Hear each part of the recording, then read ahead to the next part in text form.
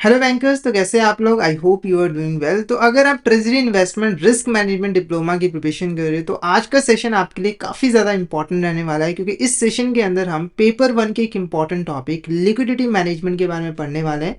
तो इस सेशन को आपको शुरू से लेकर एंड तक ज़रूर देखना है और अपने फ्रेंड्स एंड कलीग्स के साथ भी ज़रूर शेयर करना है, ताकि वो भी इस सेशन का बेनिफिट ले सके। अब फटाफट से बिना किसी देरी के इस सेशन को स्टार्ट करते हैं। तो लिक्विडिटी मैनेजमेंट का पार्ट वन ऑलरेडी हमने प्रीवियस लेक्चर के अंदर कवर कर लिया था। तो अभी तक अगर आपने पार्ट वन नहीं देखा है तो उसका लिंक आपको वीडियो के डिस्क्रिप्शन बॉक्स में मिल जाएगा। आज इस लेक्चर में हम इसका पार्ट टू कवर करेंगे और लिक्विडिटी मैनेजमेंट से रिलेटेड कुछ और इंपॉर्टेंट कॉन्सेप्ट्स को डिस्कस करेंगे। तो आज का जो हमारा फर्स्ट टॉपिक है वो है स्टैट्यूटरी लिक्विडिटी रिजर्व, जिसको हम शॉर्ट में एसएलआर कहते हैं। अब ये स्टैट्यूटरी लिक्विडिटी रिजर्व क्या होता है? तो देखो, हमारे देश के अंदर बैंकों को अपने टोटल डिमांड और टाइम लाइबिलिटीज का एक सर्टेन परसेंटेज जो है लिक्विड एसेट्स की फॉर्म में रिजर्व करके जो है वो रखना पड़ता है, और उस रिजर्व को ही हम स्टैट्यूटरी लिक्विडिटी रिजर्व जो है वो कहते हैं। जैसे एग्जांपल की मान के चलिए एक एक्सवाइजेड बैंक है, ठीक है, उसकी जो डिमांड एंड टाइम लाइबिलिटीज है वो है 100 रुपये है, और जो एसएलआर है वो 18% है। तो इस केस में एक्सवाइजेड बैंक को अपने टोटल डिमांड और टाइम लाइबिलिटीज का 18% यानी कि 18 रुपीज़ जो है वो लिक्विड एसेट की फॉर्म में अपने पास ही रिजर्व करके जो है वो रखना पड़ेगा, ताकि इमरजेंसी के टाइम जो है इन फंड्स को यूज किया जा सके। ठीक है, तो ये जो रिजर्व एक्सवाइजेड कंपनी ने मेंटेन किया हुआ है इसी को हम स्टैट्यूटरी लिक्विडिटी रिजर्व जो है वो कहते हैं। बैंकिंग रेगुलेशन एक्ट 1949 का जो सेक्शन 24 है वो रिजर्व बैंक ऑफ इंडिया को पावर देता है कि वो यहाँ पर एसएलआर को डिटरमाइन कर सकता है, प्रिस्क्राइब कर सकता है कि बैंकों को कितना एसएलआर जो है वो मेंटेन करके रखना पड़ेगा। हालांकि एक्ट के अंदर एसएलआर की जो मैक्सिमम लिमिट है वो भी दी गई है, यानी कि किसी भी टाइम जो एसएलआर है वो 40% से ज़्यादा जो है वो नहीं हो सकता है। ठीक है, शेड्यूल कमर्शियल बैंक जो है वो मार्जिनल स्टैंडिंग फैसिलिटी के अंदर जो है वो पार्टिसिपेट कर सकते हैं, जिसको रिजर्व बैंक ऑफ इंडिया ने 9 मई 2011 को इंट्रोड्यूस किया था। इस फैसिलिटी के अंदर जो एलिजिबल एंटिटीज हैं वो अपने एनडीटीएल के 2% तक जो है वो बोरविंग कर सकते हैं रिजर्व बैंक ऑफ इंडिया से। इसके अलावा जो हमारी बैंक्स हैं वो ओवरनाइट फंड्स भी जो है वो अवेल कर सकती हैं रिजर्व बैंक ऑफ इंडिया से, अगर उनका जो एसएलआर रिक्वायरमेंट है वो एक्सीड कर जाता है। जैसे अगर मान के चले जो एसएलआर रिक्वायरमेंट है वो 18% है और जो बैंक ने एसएलआर मेंटेन किया वो 20% है, तो इस केस में जो एसएलआर रिक्वायरमेंट थी वो एक्सीड कर गई है, ठीक है, रिक्वायरमेंट से। तो उस केस में 2% तक जो है वो बैंक ओवरनाइट फंड जो है वो अवेल कर सकता है रिजर्व बैंक ऑफ इंडिया से। ठीक है, अब देखो किसी केस में अगर जो हमारी मार्जिनल स्टैंडिंग फैसिलिटी स्कीम है उसके अंदर एक बैंक बोरविंग करता है और उसकी वजह से उसका जो एसएलआर है वो अप टू 2% तक कम हो जाता है। जैसे 18% बोला गया है, तो अगर बैंक ने 16% तक यहाँ पर एसएलआर मेंटेन किया हुआ, और ये जो 2% कम हुआ है ये बेसिकली इस वजह से कम हुआ है कि जो बैंक है उसने एमएसएफ स्कीम के अंदर जो है वो बोरविंग की है, तो इस केस में बैंकों के ऊपर जो है वो पेनल्टी नहीं लगाई जाती है। अब बात करते हैं procedure for computation of SLR. तो एसएलआर को कैसे यहाँ पर कंप्यूट किया जाता है, यानी कि जब हम एसएलआर की बात कर रहे होते हैं तो जो हमारा एनडीटीएल होता है उसे हम कैसे कैलकुलेट करते हैं, कौन कौन सी लायबिलिटीज इसके अंदर इंक्लूड की जाती है, कौन कौन सी लायबिलिटीज एक्सक्लूड की जाती हैं, कौन कौन सी ऐसी लायबिलिटीज हैं जो कि एग्जेम्प्ट है। ठीक है, तो अगर हम प्रोसीजर की बात करें तो जो हमारा प्रोसीजर है वो बिल्कुल सिमिलर है सीआरआर की कैलकुलेशन के साथ। जब हमने प्रीवियस लेक्चर के अंदर सीआरआर के बारे में पढ़ा था तो सीआरआर को कैलकुलेट करते वक्त जो हम प्रोसीजर को फॉलो कर रहे थे, जिन लाइबिलिटीज को हम एक्सक्लूड कर रहे थे, जिन लाइबिलिटीज को हम एग्जाम्प्ट कर रहे थे, जिन लाइबिलिटीज को हम इंक्लूड कर रहे थे, वही सेम प्रोसीजर हमें एसएलआर के केस में भी जो है वो फॉलो करना होता है। ठीक है, तो ये जो प्रोसीजर है ये बेसिकली बैंकिंग रेगुलेशन एक्ट 1949 का जो सेक्शन 24 है वो कहता है कि प्रोसीजर जो है वो सीआरआर के सिमिलर जो है वो होना चाहिए। जो लाइबिलिटीज जो है वो सीआरआर की कैलकुलेशन के वक्त नेट डिमांड टाइम लाइबिलिटीज का पार्ट नहीं थी, वो एसएलआर की कैलकुलेशन के वक्त भी नेट डिमांड टाइम लाइबिलिटीज का पार्ट नहीं रहेंगे। साथ ही साथ जो शेड्यूल कमर्शियल बैंक है उनको जितने भी इंटर बैंक टर्म डिपॉजिट्स हैं या फिर जो टर्म बोरविंग लाइबिलिटीज हैं उनको liabilities to the banking system के हेड में जो है वो शो करना पड़ेगा। ठीक है, जैसे मैंने आपको जब पढ़ाया था लिक्विडिटी मैनेजमेंट तो मैंने आपको बताया था बैंक की लाइबिलिटीज जो है वो टुवर्ड्स द बैंकिंग सिस्टम भी होती है, टुवर्ड्स द अदर भी होते हैं। तो अगर कोई इंटर बैंक टर्म डिपॉजिट या फिर टर्म बोरविंग लाइबिलिटीज है तो इसे liabilities to the banking system के अंडर जो है वो शो किया जाएगा।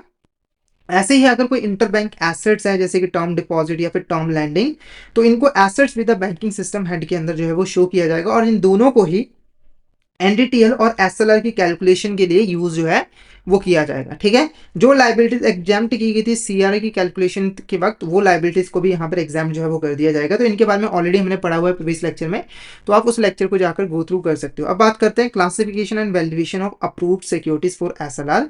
तो देखो, जो एसएलआर होती है वो बेसिकली अप्रूव्ड सिक्योरिटीज की फॉर्म में मेंटेन करके रखा जाता है, यानी कि यहाँ पर कुछ लिक्विड सिक्योरिटीज होती हैं जिनको आप बहुत जल्दी कैश में कन्वर्ट कर सकते हो, और ये जो सिक्योरिटीज है वो एसएलआर के अंदर इंक्लूड होंगी नहीं होंगी, इनको अप्रूव किया जाता है आरबीआई और गवर्नमेंट के द्वारा। ठीक है, तो ये जो अप्रूव्ड सिक्योरिटीज है इनकी क्लासिफिकेशन कैसे की जाएगी, वैल्यूएशन कैसे की जाएगी, तो इसके लिए एक मास्टर सर्कुलर है जिसका नाम है prudential norms for classification valuation operation of investment portfolio by bank. तो इसके जो भी रूल्स एंड रेगुलेशंस हैं उनको बैंक फॉलो करती है जब भी वो अप्रूव्ड सिक्योरिटीज की क्लासिफिकेशन और वैल्यूएशन जो है वो करती है। अब बात करते हैं पेनल्टीज की, तो जो पेनल्टीज है वो सेम है, यानी कि अगर कोई बैंक सीआरआर को मेंटेन नहीं करती थी तो उसके ऊपर जो पेनल्टी लगती थी वही सेम पेनल्टी बैंकों के ऊपर लगती है अगर वो एसएलआर को मेंटेन नहीं करती है।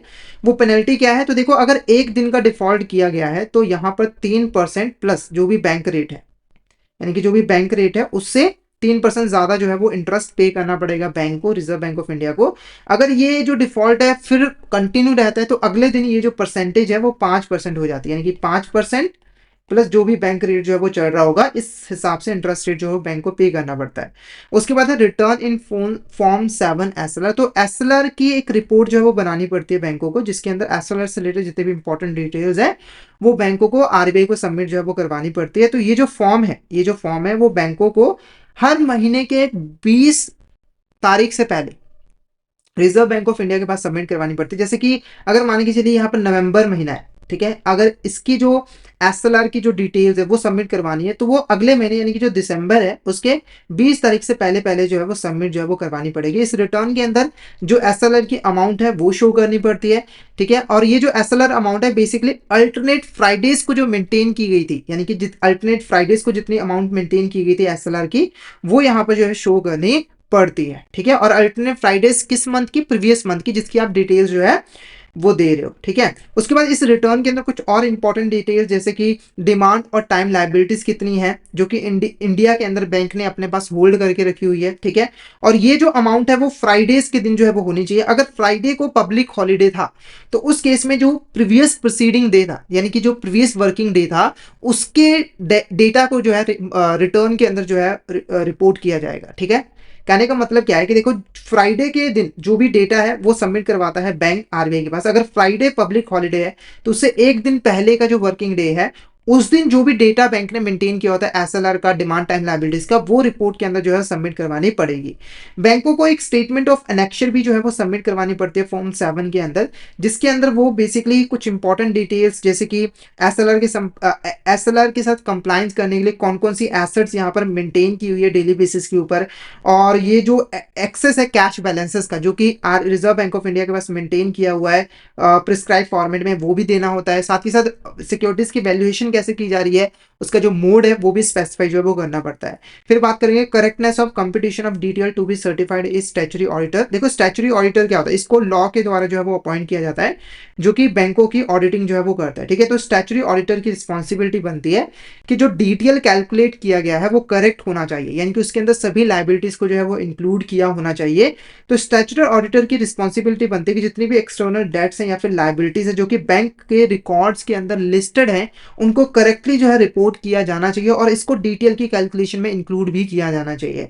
साथ के साथ जो लाइबिलिटीज यहाँ पर ठीक है, अभी इसका पर्पस ये होता है कि जो लाइबिलिटीज हैं उनको प्रॉपरली रिफ्लेक्ट करना होता है बैंक के रिटर्न्स के अंदर, जो कि यहाँ पर रिजर्व बैंक ऑफ इंडिया को वीकली या फिर मंथली बेसिस पे सबमिट जो है वो करवाई जा रही है। ठीक है, उसके बाद अगर हम बात करें 2024 की तो जो एसएलआर है वो है 18%। कितना है, 18%, यानी कि 100% अगर डिपॉजिट है 100 रुपीज डिपॉजिट तो 18 रुपये उन्हें लिक्विड एसेट्स की फॉर्म में रखना पड़ेगा। अब बात करेंगे कॉस्ट ऑफ एसएलआर मेंटेनेंस। तो एसएलआर को मेंटेन करने की कॉस्ट है हम कैसे जो है वो कैलकुलेट करते हैं और कॉस्ट कितनी पड़ती है बैंकों को। देखो, अगर हमें जाननी हो कॉस्ट को तो हम कैसे जान सकते हैं, तो हमें बेसिकली एसएलआर बॉन्ड के ऊपर जो भी यील्ड मिले, जो भी रिटर्न मिल रही है उसे हमें कंपेयर करना है कॉस्ट ऑफ डिपॉजिट के साथ। जैसे मान के चले एसएलआर बॉन्ड पे आपको जो रिटर्न मिल रही है वो 8% की मिल रही है, और जो डिपॉजिट्स है उसके ऊपर आप 9% जो है वो पे कर रहे हो, ठीक है। तो 1% का आपको यहाँ पर लॉस हो रहा है, जिसकी वजह से आपकी जो कॉस्ट है एसएलआर मेंटेनेंस की वो यहाँ पर इंक्रीज जो है वो होगी, ठीक है। अगर स्प्रेड नेगेटिव है, जैसे यहाँ पर स्प्रेड नेगेटिव है, इसका मतलब क्या है कि जो डिपॉजिट की इफेक्टिव कॉस्ट है वो यहाँ पर ज्यादा है। ये मैंने आपको जब सीआरआर की कॉस्ट को कैलकुलेट करते वक्त हमने देखा था, तो मैंने आपको समझाया था कि इफेक्टिव कॉस्ट जो है वो कैसे निकाली जाती है, ठीक है। क्लियर है आपको यहाँ तक।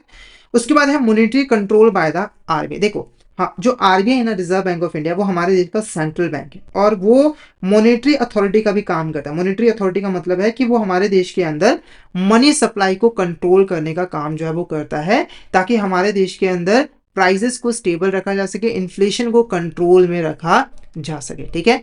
तो जो रिजर्व बैंक ऑफ इंडिया वो बहुत सारे टूल्स का यूज करता है, जिसकी हेल्प से वो मार्केट के अंदर लिक्विडिटी को जरूरत पड़ने पर इंजेक्ट भी करता है, और अगर लिक्विडिटी ज्यादा हो तो लिक्विडिटी को विड्रॉ भी जो है वो कर लेता है, ठीक है। अब ये ऑपरेशंस क्यों आरबीआई परफॉर्म करता है? ताकि जो आरबीआई है वो लिक्विडिटी और इंटरेस्ट रेट को मॉनेटरी पॉलिसी के अकॉर्डिंग मेंटेन करके जो है वो रख पाए, ये ऑब्जेक्टिव होता है। अगर मान के चलिए मॉनेटरी पॉलिसी के अंदर बोला गया है लिक्विडिटी कम हो, तो इन एक्शंस की हेल्प से reserve bank of India liquidity को कम कर पाता है, और अगर बोला गया इंटरेस्ट रेट ज्यादा हो तो इंटरेस्ट रेट को ज्यादा भी कर पाता है, ठीक है। अब सीआरआर एसएलआर एक दो इंपॉर्टेंट टूल्स होते हैं मनी सप्लाई को कंट्रोल करने के लिए, यानी कि लिक्विडिटी को कंट्रोल करने के लिए, लिक्विडिटी को इंजेक्ट करने के लिए, लिक्विडिटी को विड्रॉ करने के लिए। पर इसके अलावा भी आरबीआई बहुत सारे डायरेक्ट और इनडायरेक्ट इंस्ट्रूमेंट का जो है वो यूज करता है, जिसको हम एक एक करके पढ़ेंगे। पहला आपका आता है रीफाइनेंस फैसिलिटीज। रीफाइनेंस फैसिलिटीज के अंदर मैंने आपको प्रीवियस लेक्चर में भी पढ़ाया था। रीफाइनेंस फैसिलिटी के अंदर क्या होता है कि अगर कोई बैंक है वो एक स्पेसिफिक सेक्टर को लोन्स एंड एडवांसेस देता है, जैसे एक बैंक है उसने 10 लाख रुपए का लोन जो है वो एग्रीकल्चर के लिए दिया, ठीक है। तो इस केस में जो आरबीआई है ना वो बैंकों को रीफाइनेंस प्रोवाइड कर देता है, यानी कि ये जो 10 लाख रुपए का लोन है इसका एक सर्टन परसेंट, जैसे मान लो 50%, तो 5 लाख रुपए का लोन जो है रिजर्व बैंक ऑफ इंडिया जो है वो बैंकों को दे देता है। यानी कि जो बैंक है वो 5 लाख रुपए तक का लोन जो है वो आरबीआई से ले सकते हैं, ताकि इनके पास फंड्स की कमी ना हो। तो रीफाइनेंस फैसिलिटी की हेल्प से इसमें इंक्रीज या डिक्रीज करके जो आरबीआई है वो लिक्विडिटी को इंजेक्ट भी कर सकता है और विड्रॉ भी कर सकता है, ठीक है। अब इन फैसिलिटीज का जो एम होता है वो यही होता है कि किसी पर्टिकुलर सेक्टर की ग्रोथ को जो है सपोर्ट किया जा सके, उन्हें फंड्स प्रोवाइड करके। फिर आता है आपका यहाँ पर liquidity adjustment facility. Liquidity adjustment facility का यूज किया जाता है शॉर्ट टर्म इंटरेस्ट रेट को स्टेबल करने के लिए और इंश्योर करने के लिए कि बैंकों के पास इनफ फंड्स हो अपने डेली नीड्स को फुलफिल करने के लिए, ठीक है। तो अगर हम लिक्विडिटी एडजस्टमेंट फैसिलिटी की बात करें तो इसके अंदर जो इंस्ट्रूमेंट्स हैं वो हैं हमारे overnight term repo, reverse repo, auction. तो इसके थ्रू जो आरबीआई है वो फंडिंग प्रोवाइड करता है बैंकों को, और किसी केस में बैंकों से फंड्स बोरो भी करता है ताकि सरप्लस लिक्विडिटी को विड्रॉ किया जा सके, ठीक है। समय के साथ रिजर्व बैंक ऑफ इंडिया ने जो टर्म रेपोस का जो प्रपोर्शन था लिक्विडिटी एडजस्टमेंट फैसिलिटी के अंदर उसको थोड़ा सा बढ़ा दिया है, ताकि लिक्विडिटी को इंजेक्ट जो है वो किया जा सके। फिर आता है आपका यहाँ पर टर्म रेपोस। टर्म रेपोस क्या है? देखो, 2013 के अंदर रिजर्व बैंक ऑफ इंडिया ने टर्म रेपो को जो है वो इंट्रोड्यूस किया था। डिफरेंट टेन्योर्स में जो है ये ट्रेड किए जाते हैं, जैसे कि 7 दिन, 14 दिन, 28 दिन, ठीक है। इनका use reserve bank of India basically liquidity को इंजेक्ट करने के लिए जो है वो करता है। अगर रिजर्व बैंक ऑफ इंडिया को एक दिन से ज्यादा के लिए लिक्विडिटी इंजेक्ट करनी हो तो वो टर्म रेपोस का जो है वो यूज करते हैं, ठीक है। अब टर्म रेपो को इंट्रोड्यूस करने का एम जो था, एक तो एम था कि लिक्विडिटी इंजेक्ट करें, दूसरा एम था कि जो इंटर बैंक मनी मार्केट है उसकी डेवलपमेंट करनी है, ताकि आगे चलकर जो इंटर बैंक मनी मार्केट है वो बेंचमार्क रेट को सेटअप कर सके, और इस बेंचमार्क रेट की हेल्प से जो बैंक के जो लोन्स एंड डिपॉजिट्स है उनकी प्राइसिंग की जा सके, और जिससे जो मॉनेटरी पॉलिसी की जो ट्रांसमिशन है वो इजिली जो है वो हो सके। मतलब कि आरबीआई ने डेवलप किया इंटरबैंक मनी मार्केट को, इसने बेंचमार्क रेट, फिर बेंचमार्क रेट को फॉलो करके बैंकों ने अपने लोन्स एंड डिपॉजिट की प्राइसिंग की। फिर आता है आपका यहाँ पर मार्जिन स्टैंडिंग फैसिलिटी। इसके बारे में ऑलरेडी मैंने आपको पहले पढ़ाया। तो मार्जिन स्टैंडिंग फैसिलिटी के अंदर क्या है कि जो हमारे यहाँ पर शेड्यूल्ड कमर्शियल बैंक्स हैं वो अपनी स्टैट्यूटरी लिक्विडिटी रेशियो की जो सिक्योरिटीज है उनको एज अ कोलैटरल देके आरबीआई से जो है वो बॉर्बिंग कर सकते हैं, और ये जो बॉर्बिंग है वो एनडीटीएल के 2% के इक्वल तक की जा सकती है मैक्सिमम, ठीक है। अगर एनडीटीएल 100 रुपए है तो 2 रुपए तक की आप बॉर्विंग जो है वो कर सकते हो, उससे ज्यादा नहीं। और जो इंटरेस्ट रेट पे करना पड़ता है बैंक को बॉर्विंग के ऊपर वो होता है 100 basis points above the repo rate, यानी कि जो भी रेपो रेट चल रहा है उससे 1% ज्यादा इंटरेस्ट जो है वो बैंकों को पे जो है वो करना पड़ता है। और ये बेसिकली सेफ्टी वॉल्व के तरीके से जो है वो काम करता है, यानी कि अगर मान के चले कोई अनएक्सपेक्टेड लिक्विडिटी शॉर्टेज हो गई तो बैंक इस स्कीम के थ्रू इसको मैनेज जो है वो कर सकता है।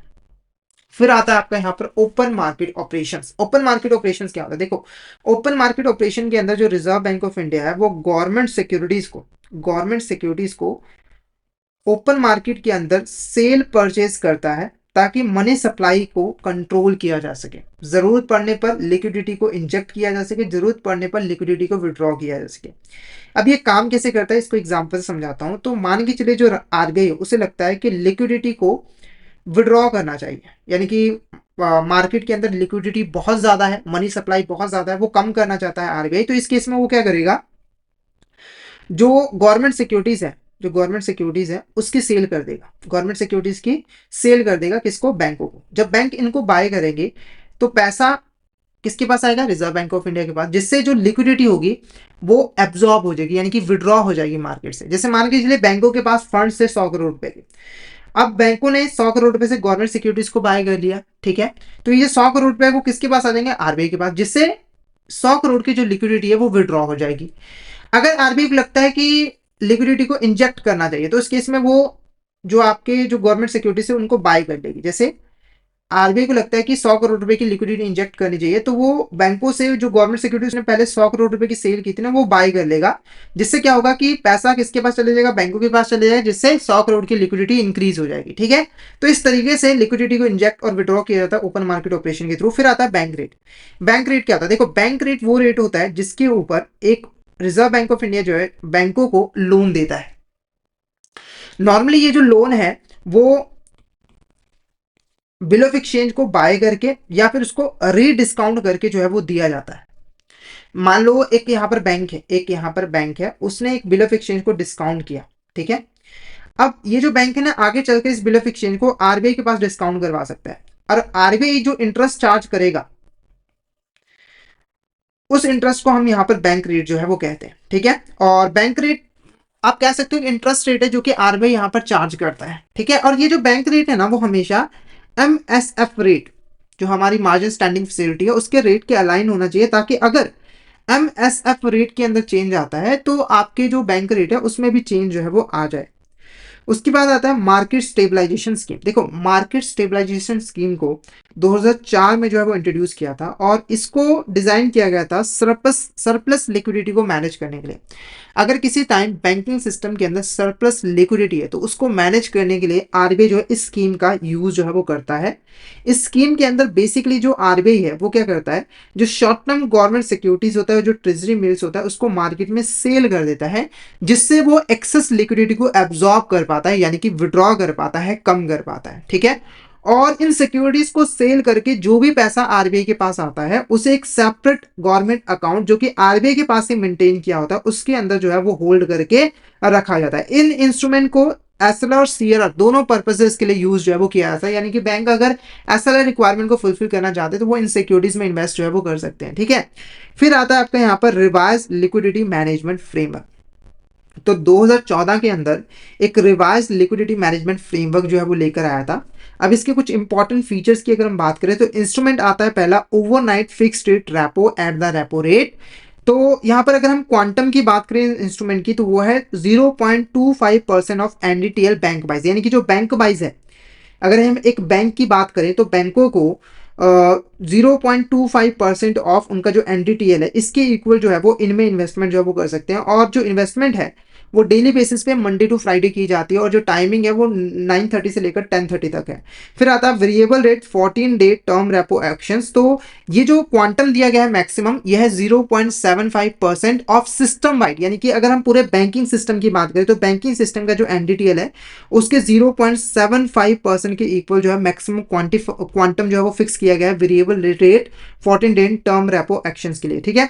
अब इनकी ऑक्शन यहाँ पर कैसे की जाती है, तो सितंबर 5, 2014 से इनके ऑक्शन जो है वो स्टार्ट हुए हैं और एक फोर्टनाइट के अंदर 4 बार यहाँ पर ऑक्शन जो है वो करवाए जाते हैं, एवरेज ट्यूसडे और फ्राइडे को, ठीक है, बिटवीन 11 AM टू 11:30 AM, ठीक है। और जो अमाउंट है जिसका ऑक्शन किया जाता है वो होता है 1/4 ऑफ 0.75, यानी कि 0.75 का जो टोटल है उसको 4 पार्ट्स में डिवाइड कर देते हैं, फिर एक पार्ट की यहाँ पर ऑक्शन जो है वो की जाती है, यानी कि 1/4 पार्ट की ऑक्शन जो है वो एक बार में की जाती है। क्लियर है आपको यहाँ तक? एक बार मुझे चैट बॉक्स में बता दीजिए, और कोई डाउट हो तो आप चैट बॉक्स में मैसेज करके पूछ सकते हो। फटाफट से बता दीजिए यहाँ तक आपको क्लियर है या फिर नहीं।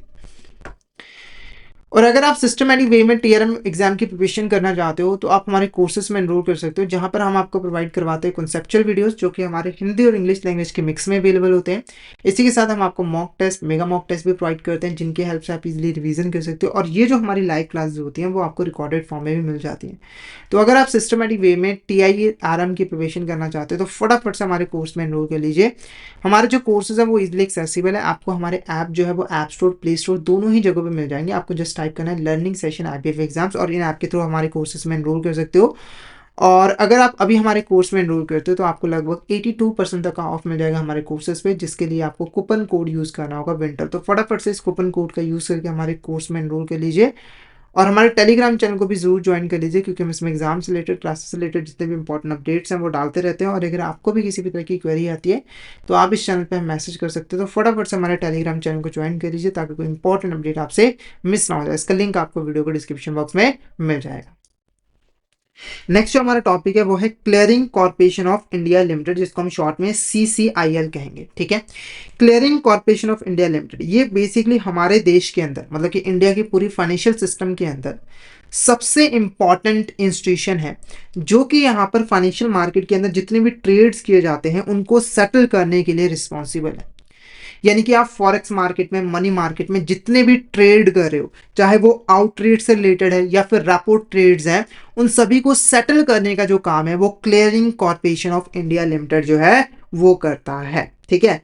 क्लियरिंग कॉर्पोरेशन इंडिया लिमिटेड ने यहाँ पर एक डीलिंग एंड ट्रेडिंग प्लेटफॉर्म भी जो है वो लॉन्च किया है, जिसको हम FX क्लियर और FX स्वैप कहते हैं, ताकि जितने भी फॉरेन एक्सचेंज की ट्रांजेक्शन है उसको परफॉर्म किया जा सके। अब अगर हम बात करें प्रोडक्ट्स की जिनको CCIL जो है वो हैंडल करता है, डोमेस्टिक प्रोडक्ट्स की बात करें तो वो है गवर्नमेंट सिक्योरिटी, स्टेट गवर्नमेंट्स और ट्रेजरी बिल्स, फिर आता है आउटराइट, फिर आता है रेपो, CBLOs, उसके बाद आता है RBI ऑक्शंस, फिर आता है फॉरेक्स की बात करें USD, INR, support, cash, time and forward. तो ये जो कुछ प्रोडक्ट्स हैं जो कि यहाँ पर CCIL जो है वो मैनेज करता है।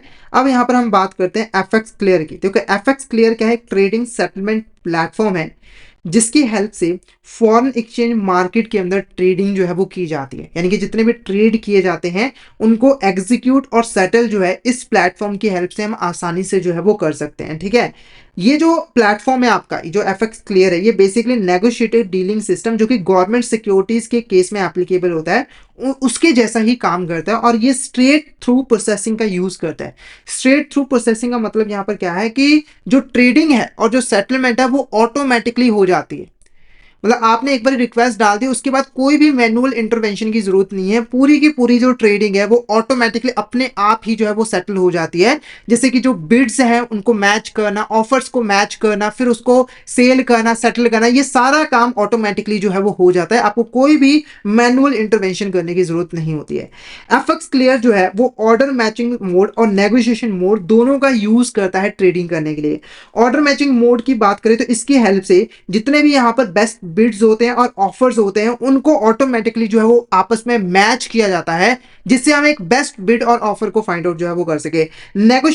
नेगोशिएशन मोड की हेल्प से जो FX क्लियर है वो काउंटर पार्टीज को अलाउ करता है कि वो डायरेक्टली एक दूसरे के साथ कॉन्ट्रैक्ट की जो टर्म एंड कंडीशन है, ट्रेड की जो टर्म एंड कंडीशंस है, उसको नेगोशिएट कर सकते हैं और उसके ऊपर जो है वो एग्री भी कर सकते हैं ट्रेड को एग्जीक्यूट करने से पहले। एट प्रेजेंट हम बात करें तो जो FX क्लियर है वो interbank US dollar, Indian rupees, support और स्वैप ट्रांजैक्शन को कवर करता है। साथ के साथ जो मेजर क्रॉस करेंसीज है जैसे कि यूरो USD GPY और GBP USD, इसको भी यहाँ पे जो है वो कवर करता है। जो न्यू वर्जन है FX क्लियर प्लेटफॉर्म का वो 2015 के अंदर जो है वो इंट्रोड्यूस किया था, ठीक है। और ये जो प्लेटफॉर्म है गारंटी देता है कि अगर कोई जो ट्रेड है वो ऑर्डर मैचिंग मोड के थ्रू एग्जीक्यूट किया जाता है तो वो कंप्लीट होगा ही होगा, उसमें कोई भी डिस्ट्रप्शन नहीं आएगी, क्योंकि ये जो ट्रेड्स है वो ऑटोमेटिकली सेंड कर दिए जाते हैं क्लियरिंग कॉर्पोरेशन को और वो आगे इसको जो है वो सेटल करने का काम जो है वो करते हैं। फिर आता है एफएक्स स्वैप। जो एफएक्स स्वैप है ये basically forex swap dealing system है। इसको 31 मई 2010 को जो है वो लॉन्च किया गया था क्लियर कॉर्प के द्वारा, और ये basically order matching system platform offer करता है फॉरेक्स स्वैप के लिए। अगर आप फॉरेक्स स्वैप करना चाहते हो, स्वैप मैंने आपको बताया है, जब हमने डेरिवेटिव पढ़ा था तो वहां पे स्वैप का मतलब मैंने आपको समझाया था। तो फॉरेक्स स्वैप को सेटल करने के लिए ऑर्डर मैचिंग प्लेटफॉर्म जो है वो प्रोवाइड करता है। ये जो प्लेटफॉर्म है एक ट्रांसपेरेंट और एनोनिमस मीडियम प्रोवाइड करता है ट्रेडिंग करने के लिए, ठीक है। इस प्लेटफॉर्म के अंदर आपको बहुत सारे स्वैप इंस्ट्रूमेंट जिनकी जो मेच्योरिटी पीरियड है वो अप टू 12 मंथ्स रहती है, साथ ही साथ आपको 3 अप टू स्पॉट इंस्ट्रूमेंट भी मिल जाते हैं जो कि है कैश टॉम, कैश सपोर्ट और टॉम सपोर्ट। जो न्यू वर्जन है एफएक्स स्वैप प्लेटफॉर्म का वो लॉन्च किया गया था 2015 के अंदर, और ये हमें गारंटी प्रोवाइड करता है कि अगर आप इस प्लेटफॉर्म के थ्रू कोई भी ट्रांजेक्शन करते हो, चाहे वो कैश टॉम हो, सपोर्ट और फॉरवर्ड हो, वो गारंटी परफॉर्म किए जाएंगे, सेटल किए जाएंगे, और ये जो ट्रेड्स है वो ऑटोमेटिकली क्लियर कॉर्पोरेशन को सेंड जो है वो कर दिए जाते हैं। अब बात करते हैं यहाँ पर नेटवर्क की, ठीक है। तो अगर हम गवर्नमेंट सिक्योरिटीज और स्टेट गवर्नमेंट सिक्योरिटीज की बात करें तो जो एनडीएस है और जो सीसीआईएल है, इसके जो नेटवर्क्स हैं वो पूरे कंट्री के अंदर जो है वो फैले हुए हैं, ठीक है। अगर कोई बैंक यहाँ पर गवर्नमेंट सिक्योरिटीज और स्टेट गवर्नमेंट सिक्योरिटीज को बाय करना चाहते हैं, सेल करना चाहते हैं, तो वो बेसिकली एनडीएस के ऊपर जो है वो एप्लीकेशन दे सकते हैं किसी भी जगह से। बस उन्हें सिर्फ आरबीआई के सर्वर से जो है वो कनेक्ट होना है। आरबीआई के सर्वर के साथ कनेक्ट होने के बाद वो जो एनडीएस सिस्टम है जो हमने ऊपर डिस्कस किया था, उसके अंदर डील को लॉक करेगी और डील जो है वो ऑटोमेटिकली जो है वो सेटल हो जाएगी। बैंक को कोई भी मैनुअल इंटरवेंशन करने की जरूरत नहीं होती। उसके बाद फॉरेक्स और फॉरेक्स स्वैप की बात करें तो जो इन्फिनेट है, जिसके बारे में हम आगे पढ़ेंगे, ये पूरी कंट्री को जो है वो कवर करता है। जो बैंक है उनको सिर्फ इन्फिनेट के मेंबर जो है वो बनना पड़ता है और उसकी हेल्प से वो जितने भी फॉरेक्स और फॉरेक्स स्वैप ट्रांजेक्शन है उनको परफॉर्म कर सकते हैं, जितने भी ट्रेड्स हैं उनको सेटल कर सकते हैं। फिर आता है नोवेशन एंड मल्टीलैटरल नेटिंग। देखो नोवेशन के आने से क्या हुआ कि जो सीसीआईएल है ये एक इंटरमीडियरी के तौर पे काम करने लगा, यानी कि जो दो काउंटर पार्टीज के बीच में जो भी ट्रेड हो रहे हैं उस ट्रेड को क्लियर करने के लिए, सेटल करने के लिए सीसीआईएल जो है वो रिस्पॉन्सिबल होता है, ठीक है। अगर दो पार्टीज आपस में ट्रेड करें तो सीसीआई की रिस्पॉन्सिबिलिटी बनती है कि वो उनके बीच में जो ट्रेड है उनको एग्जीक्यूट करवाए और सेटल करवाए, जिसके लिए उसे कई सारे फंक्शंस को परफॉर्म करना पड़ता है, जैसे कि सिक्योरिटीज की डिलीवरी देनी पड़ती है, डिलीवरी लेनी पड़ती है, उसके बाद पेमेंट्स करनी पड़ती है पार्टीज के बिहाफ पे, या फिर पेमेंट्स को रिसीव करना होता है पार्टीज के बिहाफ पे, ठीक है। और ध्यान में रखना है कि जो सीसीआईएल है वो इंटरमीडिएट तभी रहेगा अगर ये जो ट्रांजेक्शन है वो एनडीएस और इन्फिनेट के द्वारा जो है वो किया जा रहा है। उसके बाद देखो multilateral netting process. Multilateral netting process में क्या होता है कि जब भी ये ट्रांजेक्शन होती हैं, यानी कि जो भी यहाँ पर ट्रेड्स हो रहे हैं बैंकों के बीच में, फाइनेंशियल इंस्टीट्यूशन के बीच में, तो जो सीसीआईएल है वो बेसिकली क्या करेगा, उन ट्रांजेक्शन को सेटल करने के बाद जो नेट अमाउंट पेबल होगी किसी बैंक के द्वारा या फिर जो नेट अमाउंट रिसीव होगी किसी बैंक को, वो चीज जो है वो कैलकुलेट करता है और नेट अमाउंट जो है वो पे करता है मेंबर को या फिर मेंबर के बिहाफ पर रिसीव करता है, ठीक है। उसके बाद बात करते हैं मार्जिन की। मार्जिन क्या होता है, देखो जो सीसीआईएल है जब भी वो किसी ट्रेड को सेटल करने का काम अपने हाथ में लेता है तो पहले उसे एक मार्जिन डिपॉजिट जो है वो करवाना पड़ता है। जैसे मान के चलिए गवर्नमेंट है, वो अपनी कोई सिक्योरिटीज इशू कर रही है, ठीक है, तो और वो सीसीआईएल के थ्रू इशू करी, तो सीसीआईएल के पास गवर्नमेंट को पहले एक मार्जिन जो है वो डिपॉजिट जो है वो करवाना पड़ेगा, ठीक है। और ये मार्जिन किस लिए होता है, सिक्योरिटी पर्पस के लिए। अगर सिक्योरिटीज के प्राइसेस में कोई डिफरेंस आता है, सिक्योरिटीज के प्राइसेस कम हो जाते हैं, मार्केट में फ्लक्चुएशंस की वजह से कोई लॉस होता है, तो उस लॉस को जो है वो कवर किया जा सके। पहले हम बात करेंगे गवर्नमेंट सिक्योरिटीज के केस में मार्जिन कैसे कलेक्ट किया जाता है। तो जो सीसीआईएल है वो एक इनिशियल मार्जिन जो है वो कलेक्ट करता है। इनिशियल मार्जिन जो है बेसिकली जो आउटस्टैंडिंग ट्रेड्स होते हैं जिनकी सेटलमेंट अभी तक नहीं हुई है उसके बेस पर जो है वो कलेक्ट किया जाता है। और ये मार्जिन इसीलिए लिया जाता है ताकि अगर सिक्योरिटीज के प्राइसेस में कोई एडवर्स मूवमेंट होती है और उसकी वजह से कोई लॉस होता है तो उसको हम कवर जो है वो कर पाए। ये जो मार्जिन है ये बेसिकली 19:10 रेशियो में मेंटेन किया जाता है, यानी कि 90% जो है मार्जिन सिक्योरिटीज रहेंगी और 10% जो है वो कैश की फॉर्म में जो है वो होना चाहिए, ठीक है। इन एडिशन ये इनिशियल मार्जिन के साथ साथ सीसीआईएल जो है वो मार्क टू मार्केट मार्जिन भी लेता है, मतलब कि इनिशियल मार्जिन तो लेता ही है, साथ के साथ सीसीआईएल जो है वो मार्क टू मार्केट मार्जिन भी जो है वो लेता है। वो इसलिए लिया जाता है कि अगर जो मार्जिनाइज सिक्योरिटीज है उनकी वैल्यू जो है मार्केट फ्लक्चुएशन की वजह से डिमिनिश हो जाती है, कम हो जाती है, तो उस लॉस को कवर जो है वो किया जा सके, ठीक है। अगर प्राइस मूवमेंट बहुत ज्यादा है, एक्सेसिव है, तो उस केस में एक वोलेटिली मार्जिन भी सीसीएल के द्वारा जो है वो इंपोज किया जाता है। उसके बाद बात करते हैं सेटलमेंट गारंटी फंड, जिसको हम शॉर्ट में एसजीएफ जो है वो कहते हैं। अब देखो ये जो मार्जिनिंग सिस्टम है ना, ये बेसिकली एक गारंटी के तौर पे भी जो है काम करता है। गारंटी के तौर पे कैसे, तो देखो अगर मान के चलो कोई भी ट्रांजेक्शन है, कोई भी यहाँ पर ट्रेड है जो कि सेटल नहीं हो पा रही है, ठीक है, मान के चलो फंड की शॉर्टेज हो गई है, तो ये जो मार्जिन है ना, मार्जिन का जो पैसा है वो यूज किया जा सकता है।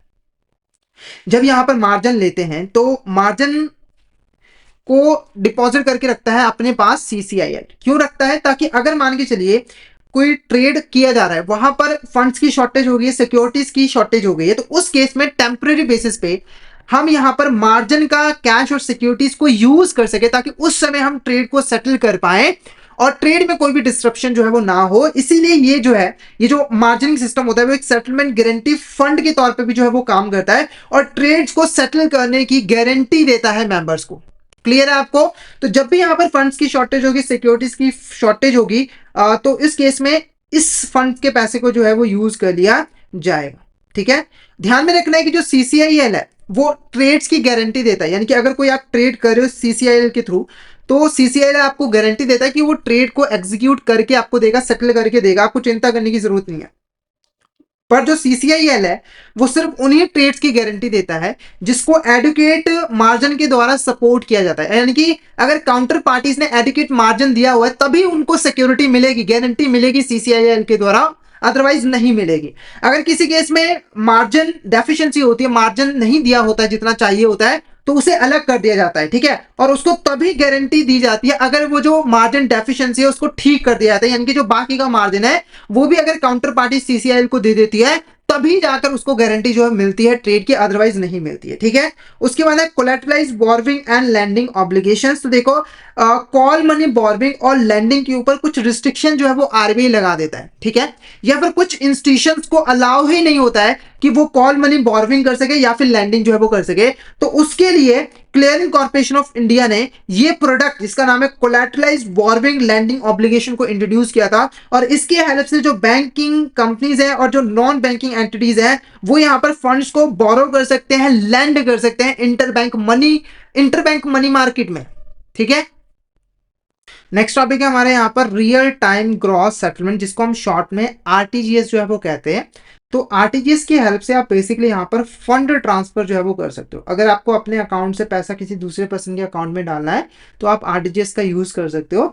आरटीजीएस की खासियत क्या है कि जो फंड ट्रांसफर होता है वो रियल टाइम बेसिस पे होता है, यानी कि आप जैसे ही अपने अकाउंट से फंड ट्रांसफर करते हो उसी टाइम पैसा जो है वो आपके अकाउंट से डिडक्ट होकर बेनिफिशियरी के अकाउंट में जो है वो चला जाता है, ठीक है। आरटीजीएस को basically reserve bank of India ने इंट्रोड्यूस किया था और वही इसको मैनेज भी करता है। फीचर्स की बात करें तो जो रियल टाइम ग्रॉस सेटलमेंट था इसको 2004 के अंदर जो है वो इंट्रोड्यूस किया गया था और ये दिसंबर 14 2020 से 24/7 365 जो है वो काम करने लग गया था, ठीक है। अगर आपको आरटीजीएस का यूज करना है तो आपको मिनिमम 2 लाख रुपए जो है वो सेंड करने पड़ेंगे, यानी कि अगर आपको 1 लाख रुपए सेंड करना है तो आप आरटीजीएस का यूज नहीं कर सकते हो, आप नेफ्ट का यूज जो है वो करोगे। हालांकि इसकी कोई अपर सीलिंग जो है वो नहीं है।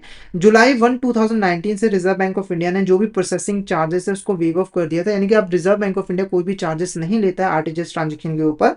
हालांकि अगर बैंक यहाँ पर चार्जेस लेवी करना चाहते हैं तो उसकी मैक्सिमम कैप फिक्स कर दिए 50 रुपीज ईच ट्रांजेक्शन के लिए, ठीक है, इससे ज्यादा बैंक जो है वो चार्ज नहीं कर सकते हैं। उसके बाद इसेंशियल कंपोनेंट्स की बात करें आरटीजीएस की, तो सबसे पहले देखो अगर आपको आरटीजीएस यूज करना है, जैसे बैंक को अगर आरटीजीएस की फैसिलिटी प्रोवाइड करनी है तो उसको इंडियन फाइनेंशियल सिस्टम नेटवर्क का जो है मेंबर बनना पड़ेगा, साथ के साथ उसे एक पेमेंट गेटवे एस्टैब्लिश करना पड़ेगा और ब्रांच को कनेक्ट करना पड़ेगा इस पेमेंट गेटवे के साथ। तो कुछ यहाँ पर एसेंशियल कंपोनेंट्स हैं जिनको फुलफिल करना जो है वो जरूरी होता है, ठीक है। फिर बात करते हैं यहाँ पर types of transaction covered under the RTGS. तो आरटीजीएस के अंदर कौन कौन से ट्रांजेक्शन को कवर किया गया है? पहला आता है इंटरबैंक पेमेंट्स। अगर कोई इंटरबैंक पेमेंट है, जैसे कि एक बैंक दूसरे बैंक को कोई पेमेंट करना चाहती है। उसके बाद कस्टमर टू कस्टमर ट्रांसफर, अगर एक कस्टमर अपने अकाउंट से किसी दूसरे कस्टमर के अंदर फंड ट्रांसफर करना चाहता है, या फिर ओन अकाउंट ट्रांसफर, आप अपने अकाउंट से ही अपने अकाउंट में पैसा ट्रांसफर करना चाहते हो, या फिर मल्टीलैटरल नेट सेटलमेंट बैचेस, तो ये सारे ट्रांजेक्शन जो वो कवर होते हैं आरटीजीएस के अंदर। ठीक है, उसके बाद बात करते हैं फंक्शनिंग ऑफ आरटीजीएस। तो आरटीजीएस यहाँ पर काम कैसे करता है, इसकी फंक्शनिंग कैसे होती है? तो पहला हमारा यहाँ पर स्टेप है स्टेप वन। देखो स्टेप वन के अंदर क्या होता है कि जो कस्टमर है वो रिक्वेस्ट करता है अपने बैंकर को कि आप मेरा अकाउंट डेबिट कर दीजिए और मेरे अकाउंट से बेनिफिशियरी के अकाउंट में पैसा जो है वो डाल दीजिए। जैसे अगर एक ए पर्सन है, ठीक है, उसने उसने एबीसी बैंक के पास अपना अकाउंट ओपन करवाया, उसने बोला कि 50,000 रुपये मेरे अकाउंट से काट कर बी पर्सन के अकाउंट में जो है वो डाल दीजिए। ठीक है, तो पहले कस्टमर ये रिक्वेस्ट डालेगा, उसका जैसे ही रिक्वेस्ट आ जाएगा तो जो ओरिजिनेटिंग बैंक होगा, यानी कि कस्टमर का जो बैंक होगा, ए का जो बैंक है एबीसी बैंक, वो कस्टमर के अकाउंट को डेबिट करेगा। ठीक है, और एक स्ट्रक्चर्ड मैसेज जो है वो बनाएगा, स्ट्रक्चर्ड मैसेज बनाएगा जिसके अंदर बोला जाएगा कि ए के अकाउंट से पैसा बी के अकाउंट में जो है वो जाएगा। ठीक है, फिर ये जो मैसेज है ये अथेंटिकेशन करने के बाद, मतलब कि पूरी इसकी वेरिफिकेशन करने के बाद जो बैंक का पेमेंट सिस्टम गेटवे है उसको भेज दिया जाएगा, उसको कम्युनिकेट जो है वो कर दिया जाएगा। फिर ये जो मैसेजेस हैं वो जो सेंट्रल हब है पेमेंट गेटवे का उसके पास जाएगा। फिर वहां से जो मैसेज है वो अदर बैंक, यानी कि जो दूसरा बैंक है, मान के चलिए बी का जो बैंक है वो एक्सवाइजेड बैंक है, उसको ये मैसेज जो है वो भेज दिया जाएगा, क्योंकि वही तो आगे कस्टमर का अकाउंट जो है वो क्रेडिट करेगा। ठीक है, उसके बाद अथेंटिकेशन के बाद ये मैसेज को प्रोसेस कर दिया जाएगा, सेंडर के बैंक को डेबिट कर दिया जाएगा और बेनिफिशियरी के बैंक को क्रेडिट कर दिया जाएगा। अभी बैंकों में फंड जो है वो ट्रांसफर हुआ है। स्टेप 6 के अंदर जो बैंक है, यानी जो बेनिफिशियरी बैंक है जिसके पास पैसा आया है, वो उस मैसेज को ट्रांसमिट कर देगा अपने बेनिफिशियरी ब्रांच के पास जहां पर कस्टमर का अकाउंट है। फिर ये जो बेनिफिशियरी ब्रांच है वो कस्टमर के अकाउंट को क्रेडिट जो है वो कर देगी। तो ये आपका यहाँ पर सिंपल सा प्रोसेस होता है आरटीजीएस का। तो आई होप ये आपको अच्छे तरीके से क्लियर हो गया होगा। कोई डाउट आता है तो आप चैट बॉक्स में मैसेज करके पूछ सकते हो। अब यहाँ पर हम बात करेंगे इंडियन फाइनेंशियल नेटवर्क, जिसको हम शॉर्ट में इन्फीनेट जो है वो कहते हैं। ये क्या होता है? देखो अब हमारी जो बैंक्स होती हैं, जो फाइनेंशियल इंस्टीट्यूशंस होती हैं, उनको आपस में कम्युनिकेशन करनी पड़ती है, बहुत सारे मैसेजेस जो है वो भेजने पड़ते हैं, बहुत सारी इंफॉर्मेशन जो है वो सेंड करने पड़ते हैं। ठीक है, अब देखो ये ज़रूरी है कि ये जो कम्युनिकेशन है वो सिक्योर तरीके से हो, ताकि कोई अनऑथराइज पर्सन उस मैसेज या फिर इंफॉर्मेशन को एक्सेस करके उसका फ़ायदा उठाकर कस्टमर को कोई लॉस ना पहुंचाए। ठीक है, तो इंडियन फाइनेंशियल नेटवर्क बेसिकली एक secure private closed user group communication network है, यानी कि इसके थ्रू एक बैंक जो है किसी दूसरी बैंक या फिर फाइनेंशियल इंस्टीट्यूशन के थ्रू जो है वो कम्युनिकेट जो है वो कर सकती है। ठीक है, ये स्पेसिफिकली बनाया गया था बैंकों और फाइनेंशियल इंस्टीट्यूशन की जो कम्युनिकेशन की जो नीड्स होती हैं उनको फुलफिल करने के लिए। ठीक है, तो इसको किसने बनाया था? तो जो आईडीआरबीटी है उसने आरबीआई के साथ में मिलकर इसे बनाया था। आईडीआरबीटी बेसिकली हमारे देश के अंदर एक अपेक्स इंस्टीट्यूशन है जो कि बैंकिंग सेक्टर के लिए टेक्नोलॉजी को डेवलप करने का काम करता है, यानी कि बैंकिंग सेक्टर के ऊपर रिसर्च करती है, जो जो टेक्नोलॉजी बैंकिंग सेक्टर के अंदर यूजफुल हो सकती है उनको उनको आइडेंटिफाई करती है और टेक्नोलॉजी को डेवलप भी करती है। तो इसको भी इसी ने जो है वो डेवलप्ड किया था। ठीक है, जो इन्फिनिट होता है वो बेसिकली इंटर बैंक कम्युनिकेशन और डाटा एक्सचेंज का एक तरह का बैकबोन है। ठीक है, क्योंकि इसके थ्रू हम लोग फाइनेंशियल मैसेजेस और ट्रांजेक्शन्स को पार्टिसिपेटिंग बैंक के बीच में आसानी से जो है ट्रांसमिट जो है वो कर सकते हैं, सेंड जो है वो कर सकते हैं। ठीक है, अब बात करेंगे the advantages of infinite. Infinite के यहाँ पर क्या क्या एडवांटेज है? सबसे पहला जो एडवांटेज है वो है सिक्योर कम्युनिकेशन। जो कम्युनिकेशन है वो हम सिक्योर तरीके से जो है वो कर पाते हैं। नॉर्मली देखो क्या होता है कि बैंक जब भी कम्युनिकेशन करती है तो उसमें कुछ इंपॉर्टेंट डिटेल्स होती हैं, जैसे कि ओटीपी वगैरह हो गया, ठीक है, अकाउंट डिटेल्स हो गया, एटीएम का पिन हो गया। ठीक है, तो कम्युनिकेशन सिक्योर तरीके से होनी चाहिए। तो इन्फिनिट का यूज़ करके हम कम्युनिकेशन जो है वो सिक्योर तरीके से कर पाते हैं और फाइनेंशियल डाटा की जो कॉन्फिडेंशियलिटी है और जो इंटीग्रिटी है वो यहाँ पर मेंटेन जो है वो रहती है। ठीक है, उसके बाद है रिलायबल इंफ्रास्ट्रक्चर। देखो ये जो इंफ्रास्ट्रक्चर है ना इन्फिनिट का, ये रिलायबल है क्योंकि यहाँ पर एक डेडिकेटेड इंफ्रास्ट्रक्चर यूज किया जाता है इस नेटवर्क के द्वारा फाइनेंशियल मैसेजेस को ट्रांसफर करने के लिए, कम्युनिकेट करने के लिए, जिससे जो इंटरप्शन का जो रिस्क होता है वो काफ़ी कम होता है, जिससे जो रिलायबिलिटी है वो काफ़ी ज़्यादा इंक्रीज हो जाती है। क्योंकि देखो अगर मान के चलिए एक कस्टमर है, उसने बैंक के पास कोई रिक्वेस्ट डाली और उसने आगे मैसेज को प्रोसेस किया और अगर इंफ्रास्ट्रक्चर अच्छा ना हो तो वो मैसेज बीच में ही फंस के रह जाएगा, जिससे बैंक को भी दिक्कत होगी और कस्टमर को भी दिक्कत होगी। तो ऐसा नहीं होता है, क्योंकि एक रिलायबल इंफ्रास्ट्रक्चर का यूज जो है वो किया जाता है। उसके बाद है रियल टाइम ट्रांजेक्शन। जो ट्रांजेक्शन है उसको रियल टाइम बेसिस पे जो है वो परफॉर्म किया जाता है। जितने मतलब रियल टाइम का मतलब है जैसे ही आपने यहाँ पर एंटर किया, आपने कोई ट्रांजेक्शन की, उसी टाइम आपके बैंक अकाउंट में जो है वो ट्रांजेक्शन हो जाती है। यानी कि आपने कोई पैसा डिपॉजिट करवाया है तो उसी टाइम आपके बैंक अकाउंट में भी पैसा डिपॉजिट जो है वो हो जाता है, आपको मैसेज भी आ जाता है। ठीक है। उसके बाद है कॉस्ट इफेक्टिव। कॉस्ट इफेक्टिवनेस जो है वो काफी रहती है। देखो, अगर एक बैंक इंटरनेट का यूज करता है तो बैंक को खुद कोई फिजिकल कम्युनिकेशन मेथड या फिर मैनुअल प्रोसेस की जरूरत नहीं होती है। अगर बैंक खुद यहाँ पर फिजिकल कम्युनिकेशन मेथड का यूज करेगा, उसको डेवलप करेगा, तो उसके ऊपर कॉस्ट काफी आती है, जिससे बैंकों को काफी नुकसान भी होता है। ठीक है। प्रॉफिट भी कम होता है। तो इन्फिनेट काफी ज्यादा यहाँ पर कॉस्ट इफेक्टिव। फिर है एफिशिएंट इंटरबैंक कम्युनिकेशन। तो हम एफिशिएंट तरीके से इंटरबैंक कम्युनिकेशन भी जो है वो कर पाते हैं। ठीक है। एफिशिएंट का मतलब बहुत अच्छे तरीके से, बहुत जल्दी, क्विकली जो है हम बैंकों को मैसेजेस भेज भी सकते हैं और उससे मैसेजेस को रिसीव भी कर सकते हैं। तो ये था आपका यहाँ पर इन्फिनेट। तो आई होप आपको ये अच्छे तरीके से क्लियर हो गया होगा। अगर कोई डाउट आता है तो आप चैट बॉक्स में मैसेज करके पूछ सकते हो। ठीक है। नेक्स्ट हम यहाँ पर बात करेंगे structured financial messaging system. Structured financial messaging system यहाँ पर क्या है? देखो, ये एक स्टैंडर्डाइज मैसेजिंग प्रोटोकॉल है जो कि फाइनेंशियल इंडस्ट्री के अंदर यूज किया जाता है स्ट्रक्चर्ड इंफॉर्मेशन को एक्सचेंज करने के लिए बिटवीन द फाइनेंशियल इंस्टीट्यूशंस और अदर पार्टिसिपेंट्स। ठीक है। तो ये बेसिकली मैसेजेस को भेजने के लिए बना है।